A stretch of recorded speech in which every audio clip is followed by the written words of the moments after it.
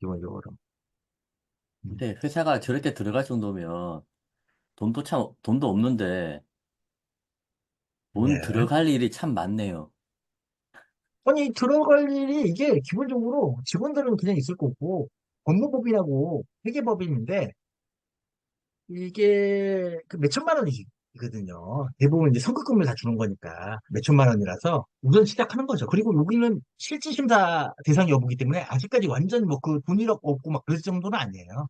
물론 이제 그 직원들 월급조차 이제 간당간당한 회사도 많이 있고 월급도 연체되는 회사가 있긴 있어도 요거까지는 금방 합니다. 요거까지 해서 미뤄가지고 제출하지 못하는 기업은 거의 못 봤어요. 그냥 아예 처음부터 이 정도 안 내는 애들은 그냥 감사보고서 자체를 안 내는 놈들이에요.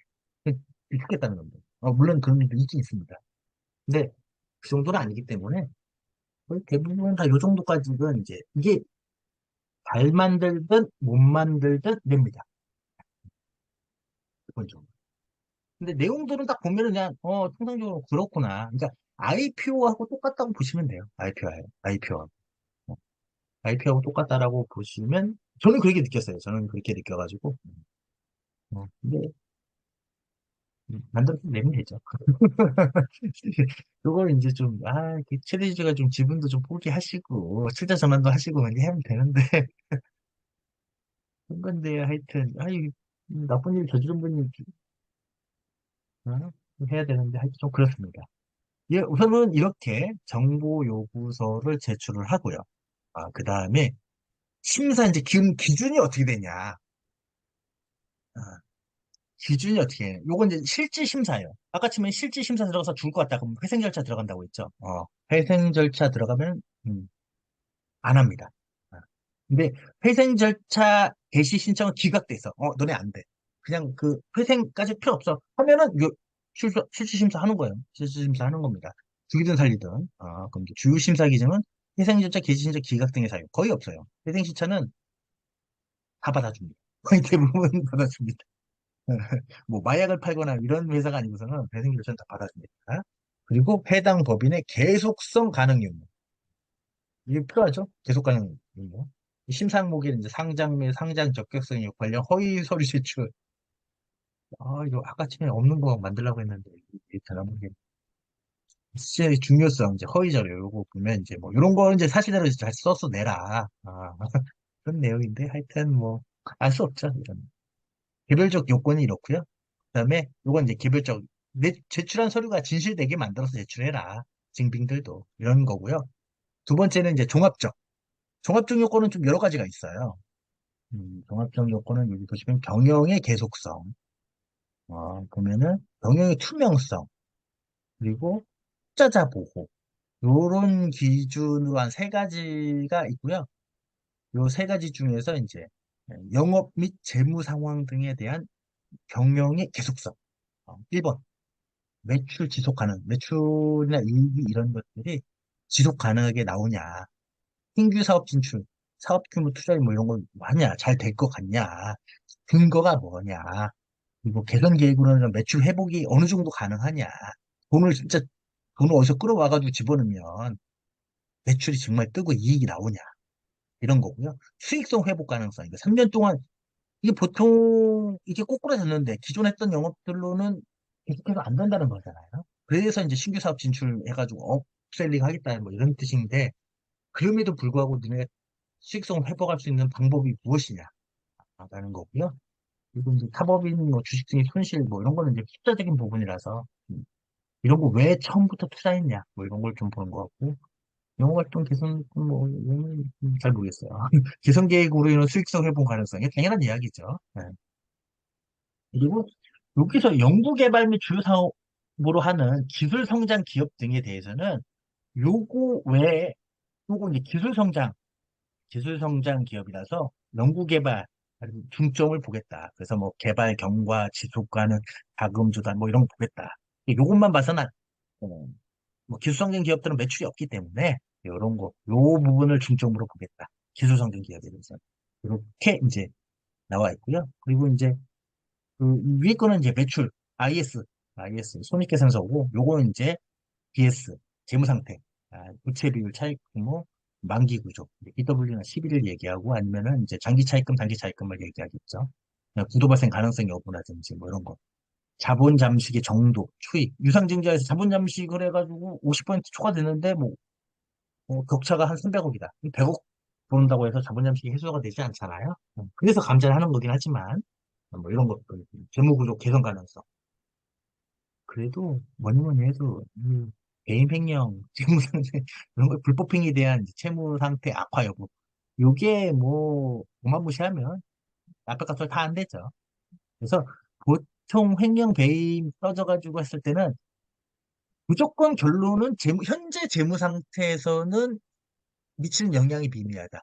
얘가 상환을 했든 아니면 그때 당시에 배임 행령이 떠가지고 그때 당시에 손실로 다 떨었기 때문에 그게 벌써 과거의 재무 수치에 다 반영이 돼 있어서 현재 재무 상태에 미치지 않는다라고 아름다운 소리 막 하는 거죠. 말도 안 되는. 그리고 나중에 이 사람한테 뭐 부상권을 청구하겠다 뭐 이런 얘기인데 거의 뭐 이런 부분이 좀 중요하게 봅니다.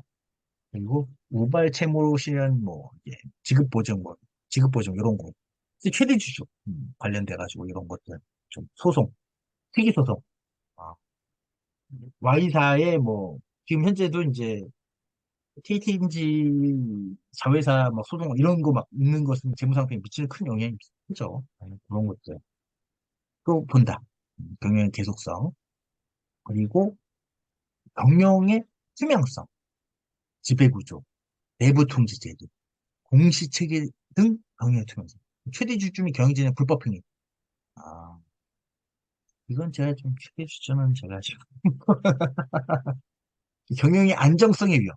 새로운 최대 주주가 와서 이제 지분율을 좀 많이 뽑았으면 좋겠다. 보통 이런 회사들은 대부분 지분율이 최대주가 10%, 10% 언저리 왔다 갔다 그 정도밖에 안 되거든요. 네, 이게 좀 그렇기 때문에 안정성이 없다고 보는 거죠. 네. 그 경영권 분쟁 하면 이제 좀 무좋으니까 그런 부분이 있고요. 경영의 투명성. 이 부분은 이제 또 내부 통제. 요즘 이제 요게 이제 화두긴 한데 내부 통제. 이사회 규정. 근데 규정들이 엄청 뭐 다 잘 만들죠. 다 만들어. 안 지키니까 문제인 거지. 네. 아, 그래서 이제 개선 계획 가능성. 이것도 샘플이 다 있어요. 얘들 그 피크트리 쓰는 샘플이 있어가지고, 요거는 그냥 뭐 그냥 아름답게 막 쓰면 될 것 같고. 일 처리 불투명성. 요거는 이제 무슨 뭐 PA도 쓰고 회계 처리 공시 교육도 강화하고 회계 처리 교육도 강화하고 되도록이면 회계사도 뽑고 막 이렇게 하겠다. 뭐 이렇게 쓰는 거예요. 그리고 뭐 아니다 싶으면 항상 우리가 금감원이나 저기 항공에다가 GD하고 내부 소통 채널 마련하고 뭐 구식하지 않는 뭐 이런 구조를 하겠다. 뭐 이런 아름다운 얘기 쓰는 거죠. 공시 위반에 대한 악의 상습적 여부에 대해서는 대부분 담당자 비비로 쓰는데 하여튼 요거에 대해서는 뭐 교육 강화밖에 없어요. 거의 대부분 교육과 시스템 체계화, 인류화 뭐 이런 거밖에 없어가지고 유효성을 인지해서 다시는 뭐 이런 일이 없도록 C4를 자르고 뭐 이런 아름다운 거 맞습니다. 그리고 마지막이 이제 투자자 보호 및 뭐 증권시장 건전성의 발전 저해 가능 뭐 하여튼 뭐였는데 하여튼 어, 요 얘기는 소액 주주가 많다. 이 살려줘라 할 때 쓰는 걸로 알고 있습니다. 우리 소액 주주 많다. 우리 죽으면 시장에 미치는 여파가 어마무시하다. 살려줘. 이런 걸로 알고 있습니다. 요렇게 해가지고 이제 종합 요건은 실질심사 기준표는요. 요렇게 뭐 기본적으로 개별적 요건. 요건 아까 지금 자료에 주도 하나씩 꼼꼼히 보겠다는 거고 종합적인 요건은 이제 아까처럼 이런 부분들로 이제 세 가지 섹터로 해가지고 좀 자료를 본다라고 보시면 될 것 같아요.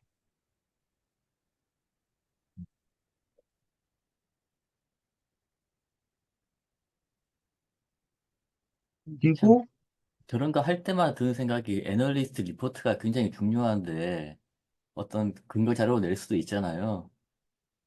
근데 죽을 때가 되면 그게 나올 리도 없고 이게 결론은 시장에서 어떻게 이 회사를 바라보느냐가 중요한 거잖아요. 근데 그런 근거 자료를 만들기는 쉽지 않고 그 역할을 일단은 회사에서 해야 될 거고 두 번째는 변호사가 해야 될 거고 뭐 그런 거네요. 그걸 만들기 위해서는 우리가 또 많이 노력을 해야 되는 거고. 그렇죠. 근데 보통 이제 그 상영사들이 업종이 대부분 그 피어 그룹이라고 다 있잖아요. 피어 그룹이라고 있기 때문에 피어 그룹 중에 선두 그룹, 선두 회사들은 대부분은 어느, 일단 뭐 한두 군데라도 이제 애널리스트 그 증권사 인입을 하기 때문에 좀 시간이 조금 오래 된다고 해도 뭐 그런 회사들 그 자료들 이제 레포트들을 피어 그룹 중에 좀 큰 기업들 그런 걸 좀 발췌해가지고 좀 많이 쓰죠. 그걸 가지고 이제 그 사업 계획이라든지 아니면 좀 알아. 그 증권사 어디서도 이렇게 우리가 현재 그 영유하고 있는 시장에 대해서 이제 호의적으로 바라보고 성장률이 높다. 세금만 주면 우리도 저렇게까지는 아니더라도 뭐 그래도 2, 3위 정도 할 것 같다. 뭐 이렇게 얘기를 하는 거죠. 근데 쉽지 않죠. 네, 쉽지 않죠. 기준이. 근데 이걸 뭐 다 뭐 완벽하게, 이게, 왜냐면 이게 기준인 거지. 여기서 이제 그 실질심사 들어간 사유가 있단 말이에요. 사유가 한 번 들어가면 이거 다 보긴 합니다. 전체적으로 IPO처럼 싹 다 보긴 하는데 그래도 들어간 사유를 중점적으로 봐요. 그러면 담당자로서 그 중점적으로 볼 걸 더 정확히, 더 자세히, 더 우호적으로 써줘야 돼요. 더 전문가의 의견을 받아가지고. 그렇게 되고, 마지막으로 이제 요건은 받고, 그러면 이제 요건 중에서 간단하게 약식 심사 대상 우량 기업 기준표라는 게 있어요. 이게 뭐, 보면은 이제 배점이 있고, 뭐, 이 회사 이제, 그, 최근 감사 보고서를 기준으로 뭐, 자기 자본이나 매출액이나 영업이익, 요런 거를 계속 가중평균 뭐 해가지고, 정성평가 해가지고, 뭐, 쭉쭉 계산한 산식이 있어요. 뭐, 그 지표별 점수 계산식을 이렇게 해가지고, 점수를 했더니, 뭐, 해가지고 약식, 뭐, 심사 대량, 우량 기업으로 평가됐다. 우량 기업인데, 뭐, 배임 명령이 떠가지고, 그, 실시 심사 들어왔다. 예를 들어서, 우량 기업인데, 뭐, 그럴 리는 없겠지만, 뭐, 하여튼 뭐 좀, 뭐, 비유가 맞는지 모르겠는데, 삼성전자 같은 경우가 우량 기업이잖아요. 누구나 보기에도. 근데, 우리 재웅이 형이 우리 근혜 언니 친구한테 말을 사줬다. 친구 딸한테. 배임이거든요. 횡령이고. 근데 그 금액이 0.000 뭐 몇 프로 해가지고 뭐 시스템에서 들어가지도 않아요. 근데 그런 거. 원래는 들어가야 되는데. 이런 거. 여기 보면 약식 심사 대상은 뭐 합격 심사 회피하기 위해 뭐 이런 것들 인정되는 경우거나 아니면 뭐 얘는 이제 실사를 안 받아요. 이걸 여기에서 그 약식 심사 대상 우량 기업이 되면 심사를 안 받습니다. 음. 아이고, 네. 그리고 여기에서 요 세 가지는 약식 심사 대상에서 제외네요, 제외. 예, 이거 제외예요, 제외. 요 제외입니다. 배명의 혐의가 공시된 확인된 경우거나 아니면 회계 처리 위반한 경우, 뭐 이런 것도 사업 내역 등 인정된 경우에는 이런 거 제외했습니다. 약식 심사, 시퀀트, 가중치 각각 구해서 한다. 근데 이 약식 심사 대상 우량 기업이 이런 데 들어올 리가 없죠. 그래서 요 우량 기업이 여기 들어올 리가 없잖아요. 하여튼 규정은 들어오면 현장 실사라든지 이런 걸 좀 면제해 주겠다. 서류 조사로만 심사를 하겠다. 뭐 이런 거입니다. 그런 내용을 좀 보시면 될 것 같아요. 여기 부분이 많네요, 이거. 요 세 가지 회사도 무조건 서류 심사만 하겠다라는 거네. 네. 음. 우선 기본적으로 그래서 오늘은 제가 이제 할 수 있는 거는 상장 적격성 실질 심사. 우선 좀 이제 그 실질 심사 지침이 있습니다. 지침에 나와 있는 것들을 좀 먼저 알고 그 다음에 이제 이런 걸 이제 작성을 해야 된다. 소명 자료라든지 회생 계획안을 준비를 좀 해야 된다. 그리고 요즘 트렌드가 그냥 다 실질 심사에 안 들어가는 게 제일 좋고 가장 첫 번째는 대상 여부가 안 되는 게 제일 좋고 그럼에도 불구하고 대상이 됐으면 실질심사 대상이 됐으면 그냥 거기에서 기업심사위원회 상장 유지 요걸로 빠져나가는 게 제일 좋고 상장 유지에서 아니면 상장 폐지가 났으면 이신청해서 토삭시장위원회에서 유예를 받아야 됩니다. 유예를 받았을 때 그냥 한 번 유예를 받아가지고 첫 번째 뭐 6개월 뭐 이런 단기간 유예를 받아가지고 그냥 뭐 한 방에 그냥 전문가 투입하고 돈 좀 아껴 쓰고 이렇게 해가지고 거래 재개되는 게 좋은데 안 될 것 같으면 회생계획하고 회생계획 가서 이제 새로운 이제 전주 데리고 와가지고 다시 한번 살려내는 조금씩 조금씩 테크트리가 늘어나는 그런 것들이 좀 필요하지 않나. 담당자로서도 좀 많이 해야 되고, 힘도 많이 가고, 레벨업도 많이 되죠. 실제로. 그런 것들 한번, 문의를 한번, 얘기를 한번 해보고 싶었습니다. 네, 오늘은 코스닥 상장 적격성 실질 심사에 대해서 알아봤고요. 회사가 안 좋은 일을 겪게 되면 이렇게 거래소하고 금감원하고 그 사이에서 코스닥이건 코스피건 거래소에서 상장 적격성 실질 심사를 거치게 된다라는 거에 대해서 알아봤고요. 그 번외로 IR 그리고 공시 담당자들은 이때 이런 일이 겪게 되면 어떻게 해야 되는지에 대해서 알아봤습니다. 네, 고생하셨습니다. 예, 수고하셨습니다.